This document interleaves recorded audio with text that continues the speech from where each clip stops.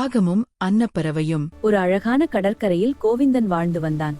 அவனிடம் ஒரு காகம் இருந்தது. தினமும் நிறைய உணவு கொடுத்ததால் அந்த காகம் மிகவும் பருத்தது. உணவு அதிகமாக கிடைத்ததால் அதற்கு அகங்காரம் வந்தது. நீங்கள் அழகாக இருக்கலாம், ஆனால் என்னை போல் வேகமாக பறக்க முடியாது. நண்பா, நாங்கள் ஓய்வெடுக்க வந்தோம், போட்டி போட வரவில்லை. தைரியம் இருந்தால் என்னுடன் போட்டி போடுங்கள். போட்டி தொடங்கியது. காகம் வேகமாக பறந்தது. சிறிது நேரத்தில் காகம் மிகவும் சோர்வடைந்தது.